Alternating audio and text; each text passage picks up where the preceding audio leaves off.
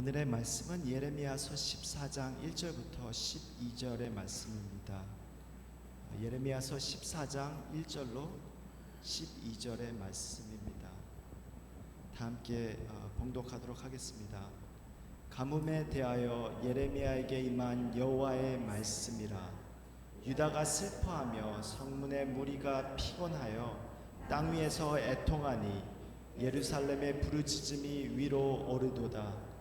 귀인들은 자기 사환들을 보내어 물을 얻으려 하였으나 그들이 우물에 갔어도 물을 얻지 못하여 빈 그릇으로 돌아오니 부끄럽고 근심하여 그들의 머리를 가리며 땅에 비가 없어 지면이 갈라지니 밭을 가는 자가 부끄러워서 그의 머리를 가리는도다.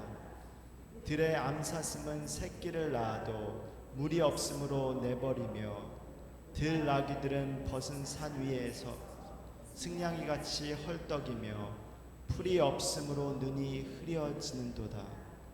여호와여, 우리의 죄악이 우리에게 대하여 증언할지라도 주는 주의 이름을 위하여 일하소서. 우리의 타락함이 많으니이다. 우리가 주께 범죄하였나이다. 이스라엘의 소망이시여 고난당한 때의 구원자시여, 어찌하여 이 땅에서 거류하는 자같이 하룻밤을 유숙하는 나그네같이 하시나이까. 어찌하여 놀란 자 같으시며 구원하지 못하는 용사 같으시니까.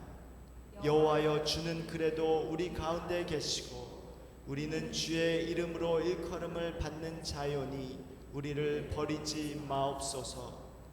여호와께서 이 백성에 대하여 이와 같이 말씀하시되 그들이 어그러진 길을 사랑하여 그들의 발을 멈추지 아니하므로 여호와께서 그들을 받지 아니하고 이제 그들의 죄를 기억하시고 그 죄를 벌하시리라 하시고, 여호와께서 또 내게 이르시되 너는 이 백성을 위하여 복을 구하지 말라. 그들이 금식할지라도 내가 그 부르짖음을 듣지 아니하겠고 번제와 소제를 드릴지라도 내가 그것을 받지 아니할 뿐 아니라 칼과 기근과 전염병으로 내가 그들을 멸하리라. 아멘. 다 함께 기도하시겠습니다.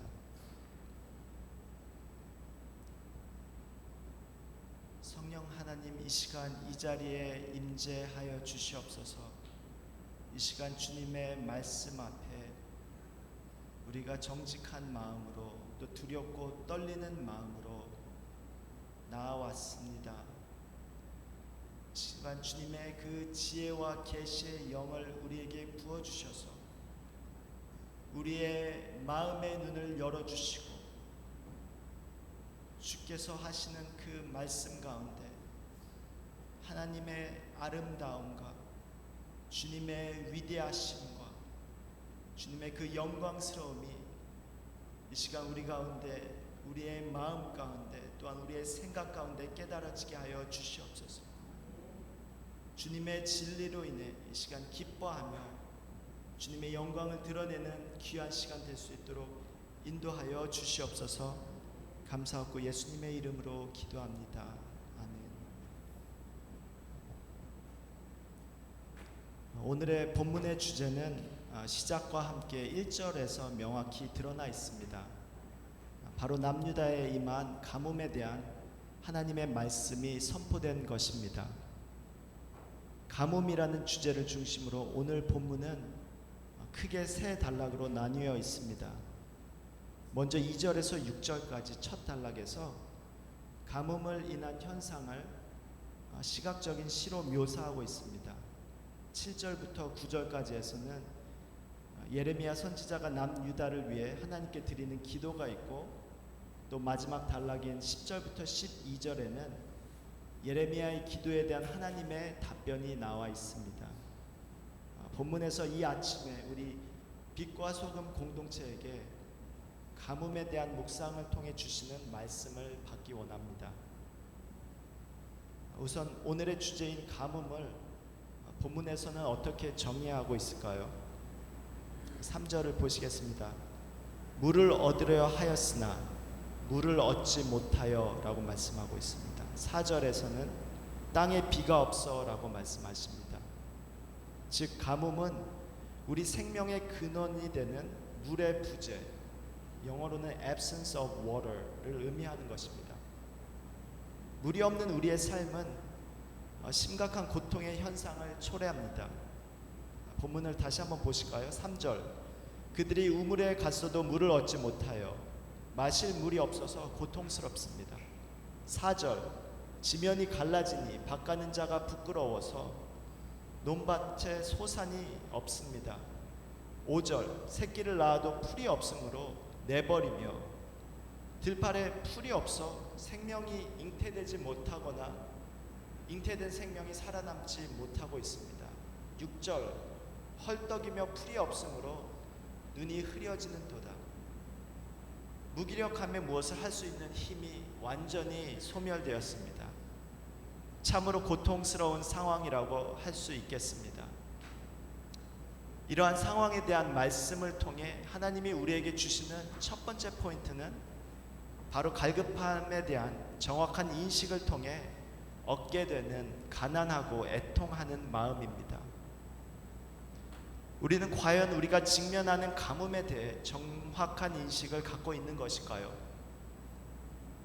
예레미야를 묵상한 지 약 한 달의 시간이 지나갑니다. 생명의 삶에서 예언서의 본문을 시작할 때 이사야 혹은 에스겔 또는 예레미야, 호세아 등의 말씀을 보게 될 때 솔직하게 저의 마음은 좀 답답함으로 시작됩니다. 앞으로 몇 주간 회개 시즌이 오는구나 라는 생각.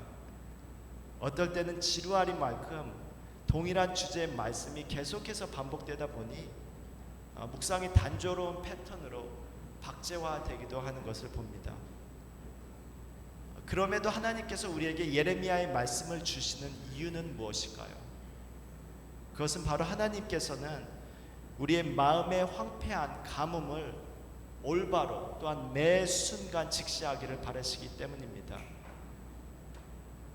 우리는 본문을 통해 매일 우리의 모습을 말씀에 비춰본다고 하지만 아직도 가뭄 가운데 물이 없어 메말라 갈라져 있는 우리를 정확하게 또 필요한 만큼 자주 인식하지 못하고 있습니다. 적당한 뉘우침 가운데 보내는 황폐함과 그 또 제약 가운데 나태해진 우리의 모습에 너무 익숙해 있다 보니 그것에 대한 애통함 자체가 상실되어 버린 것입니다. 새벽에 드리는 예배와 큐티 시간 이후에 오는 자유 시간이 있습니까? 또는 홀로 있는 시간이 있습니까? 그 시간 가운데 하나님의 교제를 통해 누리는 기쁨이 없지만 그것이 우리에게는 큰 고통으로 다가오지 않습니다.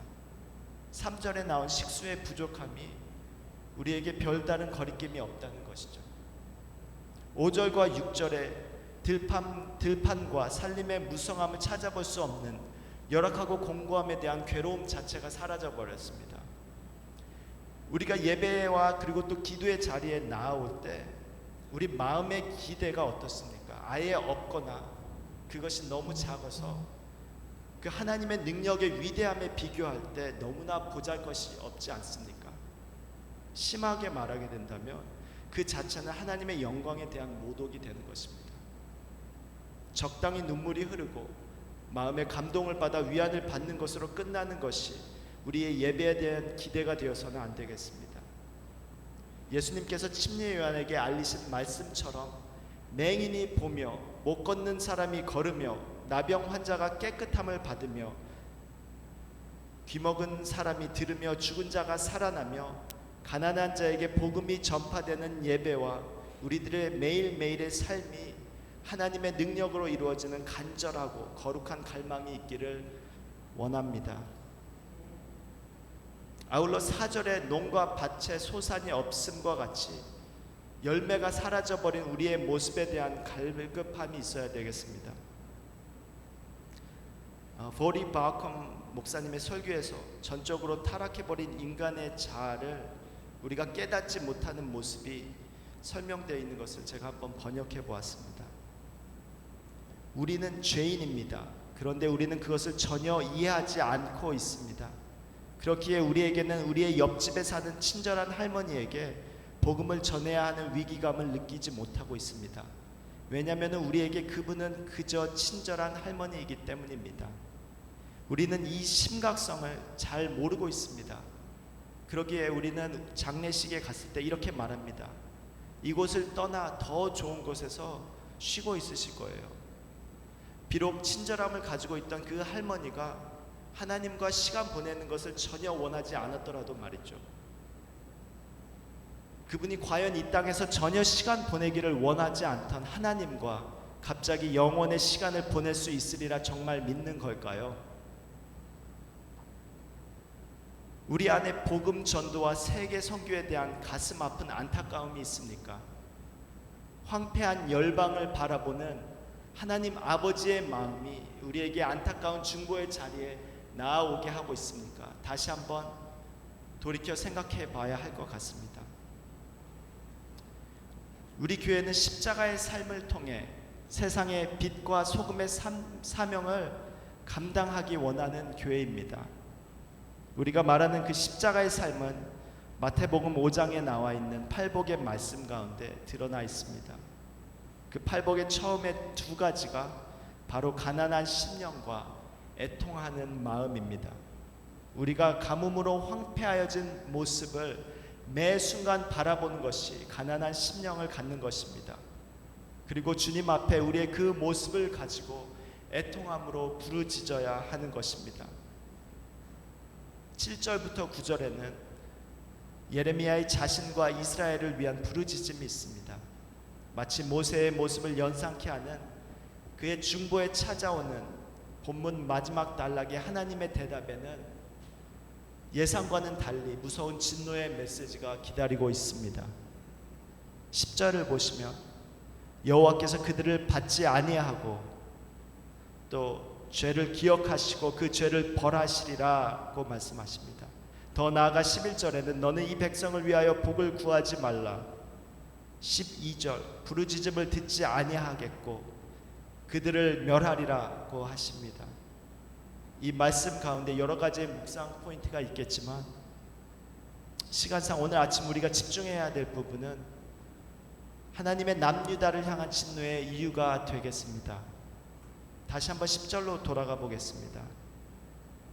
여호와께서 이 백성에 대하여 이와 같이 말씀하시되 그들이 어그러진 길을 사랑하여 그들의 발이 멈추지 아니하므로 바로 이 부분이 하나님의 맹렬한 진노의 이유가 되는 것입니다. 즉 어그러진 길을 사랑하여 그들의 발을 멈추지 아니하는 것이 하나님의 두려운 분노를 또 진노를 일으키는 것입니다. 이것은 또한 우리가 앞서 보았던 가뭄의 필연적인 이유와 맞닿아 있습니다. 오늘의 첫 번째 포인트는 갈급함에 대한 정확한 인식을 통해 얻게 되는 가난하고 애통하는 마음이었습니다. 그런데 본문을 보게 될 때 남유다의 고백을 듣는다면 그들은 가뭄에 상당히 괴로워하고 있음을 우리는 알 수 있습니다.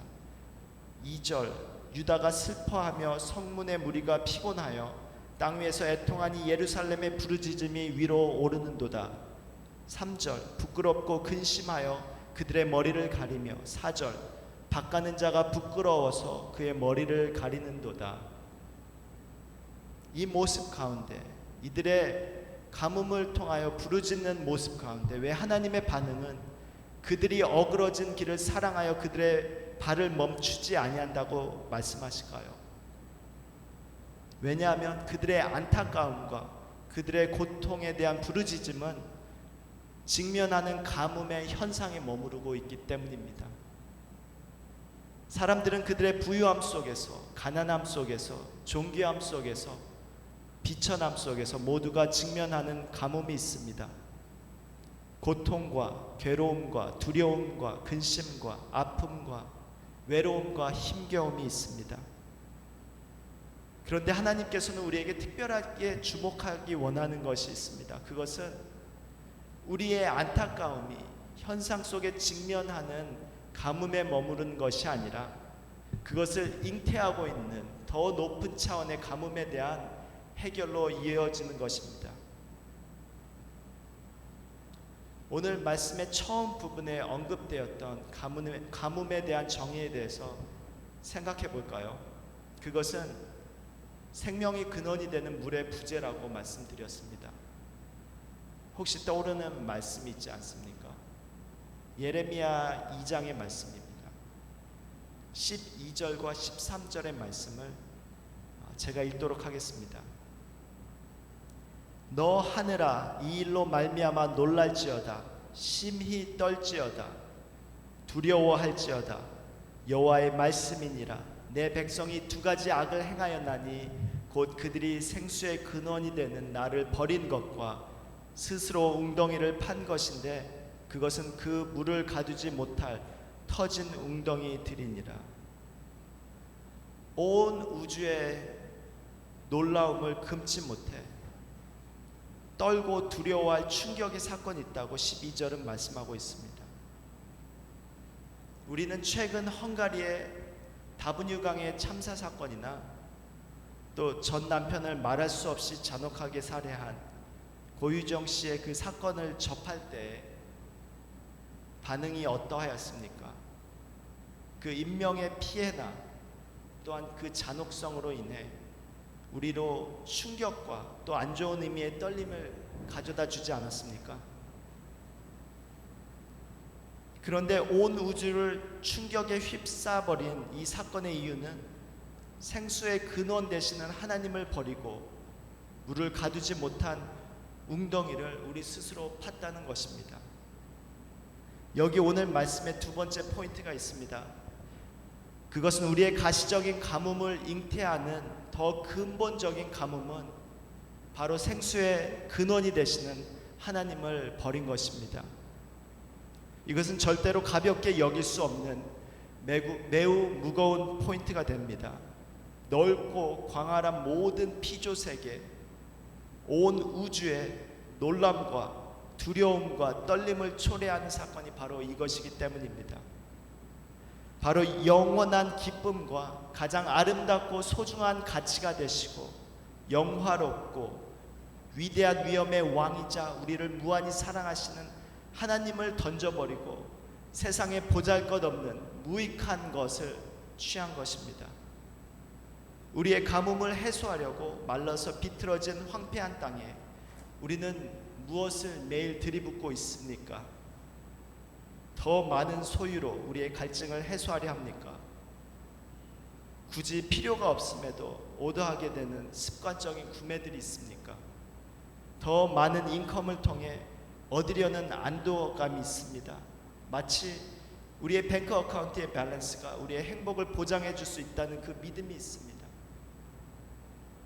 나의 존재감을 또한 더욱 드러내므로 남들로부터 받게 되는 칭찬과 안정, 인정, 쉽게 상처받고 힘들어하는 모습을 만들어내기도 합니다. 이것은 가정과 직장과 교회 공동체 안에서도 나타나는 모습입니다. 그 외에 우리의 피로를 해소하기 위해 갖고 싶은 낭비적인 의미 없는 시간들이 있습니다. 인터테인먼트, 스마트폰, 드라마, 쇼프로, 게임들, 더 나아가 정욕의 마음을 채우는 음란물 혹은 적합하지 않은 관계들, 이런 모든 것들이 우리의 삶에 가볍게 용인되어 이 세상에 가장 아름답고 위대한 하나님이 무시되어지고 그분의 영광이 짓밟혀 버려진 것입니다. 저는 이러한 맥락으로 존 파이퍼 목사님이 서술한 죄에 대한 정의를 참으로 귀하게 생각합니다. 그것은 아래와 같습니다. 죄를 짓는 것은 다른 어떤 것보다 하나님을 사랑하지 않는 마음에서 오는 감정이나 생각, 말 또는 행동입니다. 그리고 죄의 근원은 하나님이 아닌 것을 선호하는 마음, 다른 어떤 사람과 다른 어떤 것보다 하나님을 소중히 여기지 않는 마음입니다. 그런즉 죄는 하나님의 영광을 영예하지 않는 것, 하나님의 거룩함을 경외하지 않는 것, 하나님의 위대함을 감탄하지 않는 것, 하나님의 능력을 찬양하지 않는 것, 하나님의 진리를 구하지 않는 것, 하나님의 지혜를 존중하지 않는 것, 하나님의 아름다움을 소중하게 여기지 않는 것, 하나님의 선하심을 음미하지 않는 것, 하나님의 신실하심을 신뢰하지 않는 것, 하나님의 약속을 믿지 않는 것, 하나님의 계명을 순종하지 않는 것, 하나님의 공의를 존경하지 않는 것, 하나님의 진노를 두려워하지 않는 것, 하나님의 은혜를 소중히 여기지 않는 것, 하나님의 임재를 귀하게 여기지 않는 것, 하나님의 성품을 사랑하지 않는 것입니다. 오늘의 말씀을 정리하겠습니다. 사랑하는 성도 여러분, 오늘도 우리의 삶이 직면하는 가시적인 가뭄에 머물러 있습니까? 아니면 그것을 잉태하는 더 높은 차원의 가뭄이 우리 내면 속에 자리 잡고 있음을 말씀을 통해 바라보고 있습니까? 이 갈급함을, 이 황폐함이, 그것이 주는 고통을 우리는 과연 무엇으로 해결할 수 있겠습니까?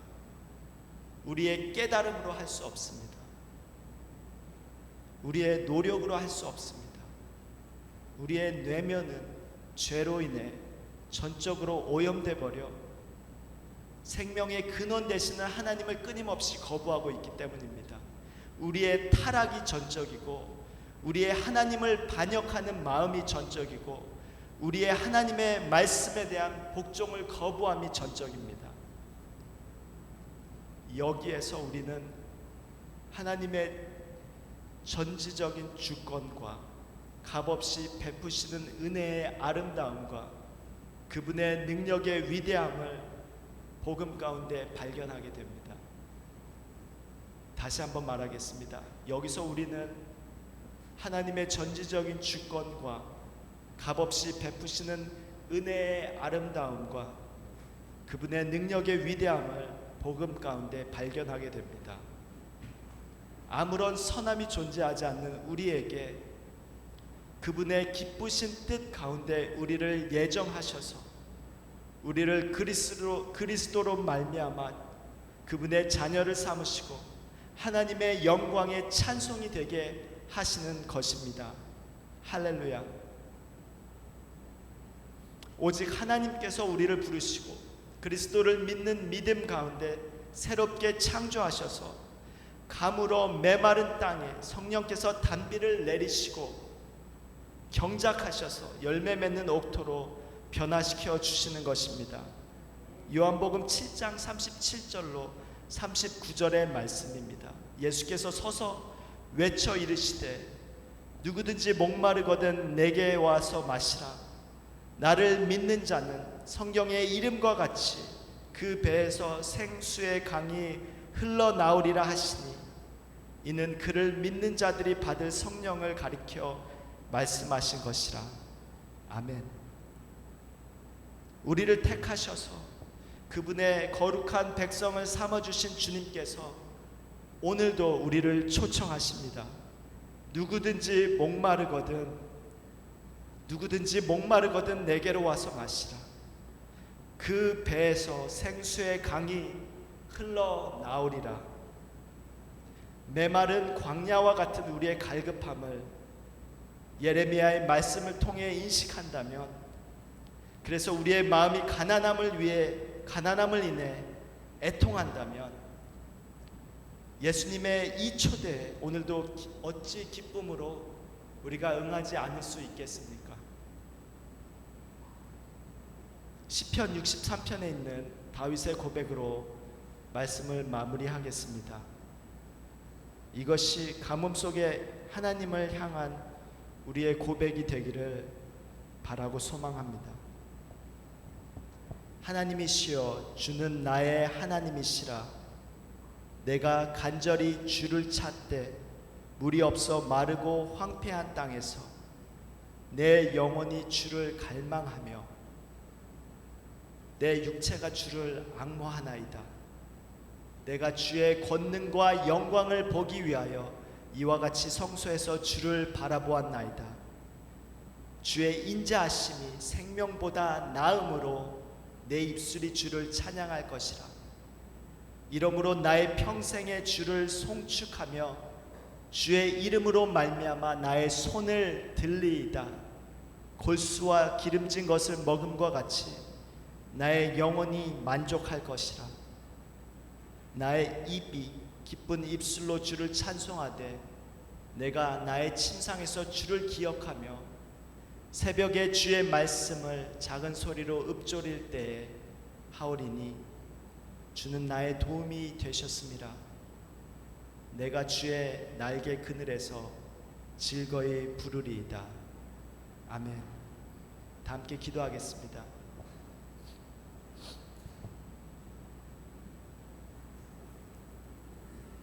먼저 하나님께서 주신 말씀을 기억하며 기도할 때 오늘도 우리의 황폐함 속에 가난하고 애통한 마음을 허락하여 주시옵소서. 우리의 갈급함을 오직 주님의 거룩한 은혜로만 채우게 하여 주시옵소서. 하나님의 아름다움을, 그 소중한 가치를 맛보는 영의 감각이 무뎌버린 우리를 회복시키셔서 우리로 온전히 하나님을 기뻐하게 하여 주시옵소서. 다 함께 기도하시겠습니다. 하나님 아버지,